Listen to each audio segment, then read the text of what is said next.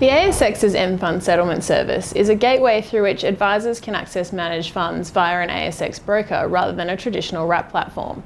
Joining me today to discuss how advisors can best make use of M-Funds for their clients is the ASX's Head of Customer and Business Development, Ian Irvine.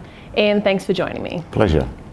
Ian, how does M-Funds differ from other direct portals through which advisors can access managed funds, such as LICs or exchange-traded managed funds? Right, well, a LIC, a listed investment company or an exchange-traded fund, they're actually listed as a LIC, it's listed, whereas an ETF or exchange-traded fund is traded on the exchange. The M-Fund settlement service actually allows advisors to access unlisted managed funds, funds that they're familiar with today that they may use in another way, through a broker via the exchange to settle and move money between their investors and the fund managers' unit registries. And what kind of strategies and asset classes are currently available through the M-Funds service? The really big strategy is the opportunity now for advisors to help investors who want to be dealt with directly, have their name on the title rather than be dealt with through a nominee holding such as a platform, as you mentioned, to actually help them get the full benefit of the opportunities for diversification. So diversify away from the Australian shares they currently hold through the ASX into other asset classes such as fixed income, infrastructure, property securities, as well as global equities. Mm-hmm. And how do you see a typical advisor using M-Funds in a client portfolio? I think the advisor needs to start with, I'm dealing with a direct investor who probably holds a number of large blue chip Australian shares. So keep that in consideration. We're not suggesting for one moment they become a stock picker, but when they put a portfolio together, be conscious of the Australian shares. Then what's the appropriate, depending on the client's risk profile, what's the appropriate share of global fixed income and infrastructure that may apply for this particular investor. So again, the story is diversification done in an easy way without the need to complete paper-based applications, because that's one of the real benefits of the M-Fund settlement service. If I were an advisor dealing with an investor that wanted name on title, I would have to have someone in my office complete a paper-based application. We now gather all of that information through the ASX broker electronically and transmit it to the manager's unit registry. And what are some of the popular asset classes on the service at the moment?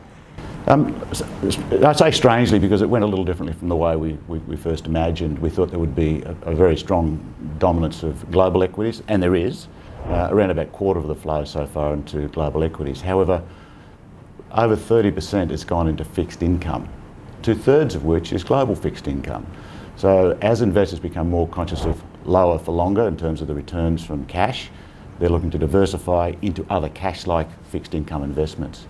So we've seen the flows go there, and it's been very well advised. The other area where it's trended, where we didn't think it would go so far, is advised self-managed super funds. So around about 37% of self-managed super funds now receive advice, and we're finding about 85% of the names on title for M-Fund investments actually have self-managed super in it.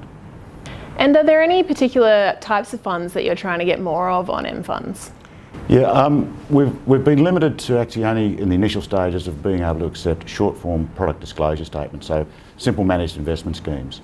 We're confident in the near future we'll be able to extend the service to some long-form products, which means we'll be able to get a little bit more strategies around maybe using derivatives or currency hedging for protection, so to give the investors not so much elevated returns, which are important, but also the protection that those sorts of strategies can bring. So long form may enable us to introduce more strategically structured managed funds to the service.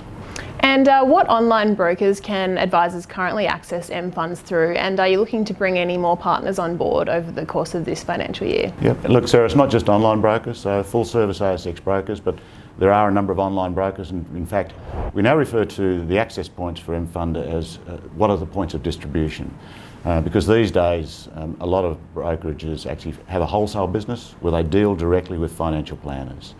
So they actually set up a business that actually is focused on the financial planner, acknowledging that the customer at the end of that relationship remains the customer of the financial planner. So across that, there's around about 18 distribution points. We're talking to all of our brokers at the moment to get as many as we possibly can signed up.